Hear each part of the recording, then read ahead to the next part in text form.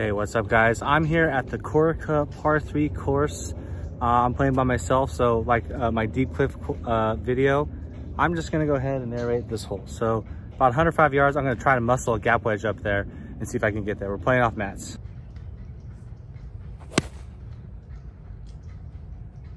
Looks good.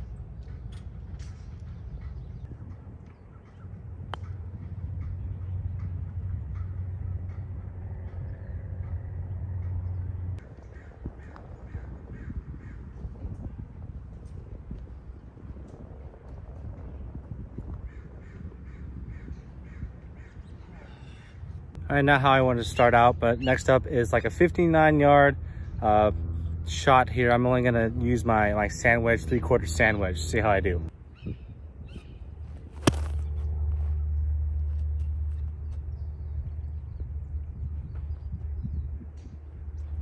All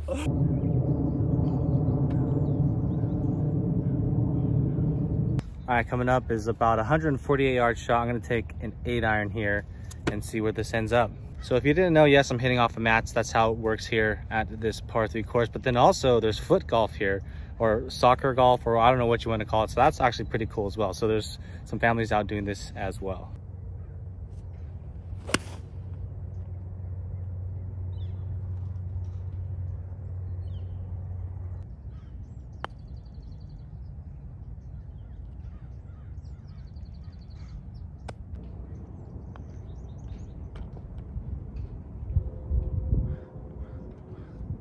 All right, next up is about a 130-yard shot here. Might go pitching wedge, or take a little bit off of a 9-iron. Yeah, so far even through 3, so I'm pretty happy with that. Just trying to dial in the irons. Actually, this hole's playing like 140 into the wind, almost 150, I would say. So I'm probably gonna take a 7-iron or a hard 8. Probably take off a little off the 7.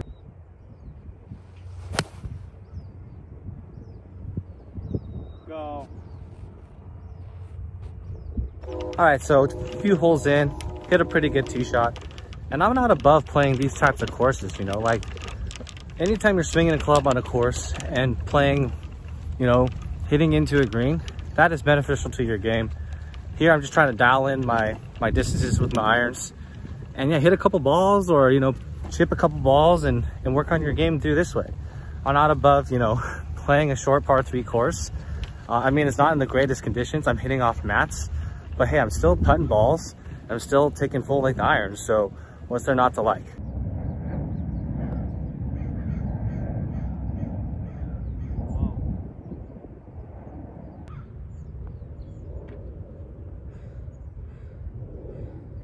All right, next up is a 98-yard shot here. I'm gonna take out the gap wedge, a little bit of left to right wind, and there's 2 tiers here, so I don't mind being short and on the first tier.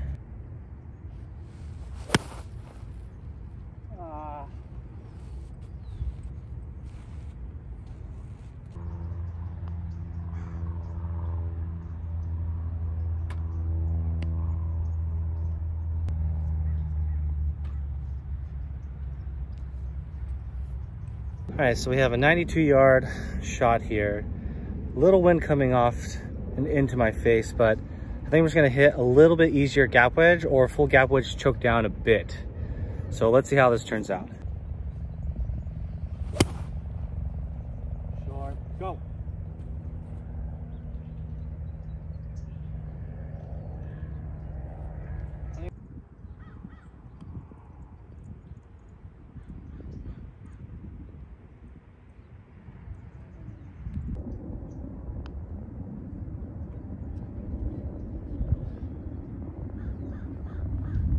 All right, this hole is playing 137 yards with the wind, so I'm gonna play it like 147. So that's almost pushing like full-blown 8. I'm gonna try to get an 8-iron there. All right, so the wind conditions keep changing. I'm actually gonna hit a 9-iron. If I'm short, I'll be okay with that because there's a lot of green to work with. Oh, shite.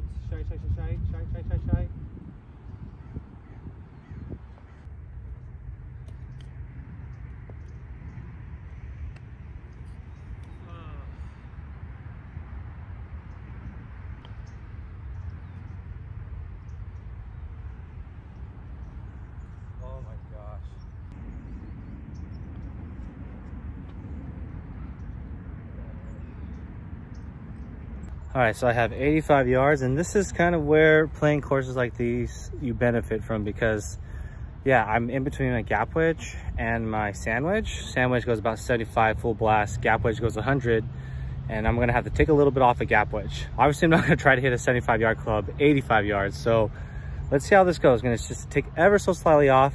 The way I do that usually is choking down, but since this is one leg, I don't really wanna do that. So I'm gonna take the clock approach and not swing full. I'm gonna swing about, hopefully, what is 85% of a gap wedge.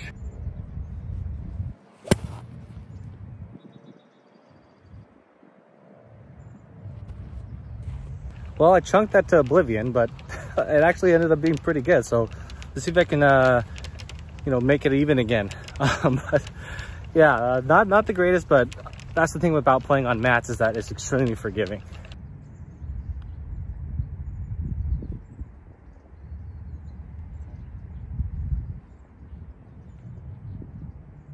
I want to just have a conversation about these courses in general. I think they're still great, you know, golf courses to play. It's a good place to work on your game, especially if you hit that, you know, sweet spot where a lot of these distances are what you leave yourself off of your driver, which is, you know, majority of this holes, you know, for me at least, fit in that range. Not only that, you can practice your short game and, you know, in a real life situation. And I think that's very valuable. So, you know, people who stick their nose up at these kind of places, you know, I don't understand it. Maybe I'm just making that up, but I feel like some people don't want to play these courses because it's not the full blown big boy type of golf course. But I like it. Of course, you're gonna get a lot of people who are beginners. So I'm waiting on, you know, this guy and his probably girlfriend, just watching him play golf. But you know, that comes with the territory. So if you bring a couple of good friends out, work on your game, these can be a really fun time. All right, so 111 yards. I'm gonna try to muscle up a gap wedge and go all at it. I think I can get it there if I really make a good swing. So let's see. And I had a little bit of helping wind off my back shoulder. So, and it's tucked behind a pin. The pin is tucked behind a tree on the left a little bit. So I'm gonna play it out right, hope the wind comes in, get that 5 extra yards, and I'll be on the green and I'll be looking for birdie.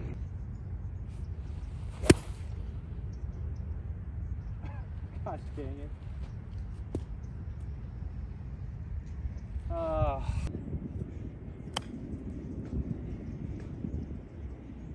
Shit. Oh.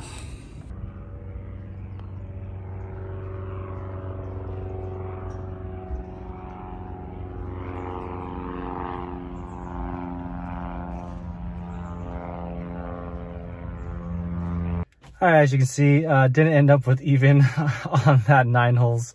Was really trying to bear down and get a birdie on that one, and I just hit probably the worst shot of the last hole of the day on that one. So unfortunately cannot convert and at least even get par there. So that being said, yeah, really enjoy those short par 3s sometimes to dial in the game and, you know, take the opportunity to hit an extra ball or two, or, you know, hit some extra wedges or play around with, you know, shots more in a real time, I guess, live course situation rather than just chipping on a short game area at a, you know, like I got a golf course. So I really like hitting in these par 3s sometimes. That's why, you know, I like the hay as well. But that being said, hope you guys enjoy that one. Keep chasing, and I'll see you in the next one.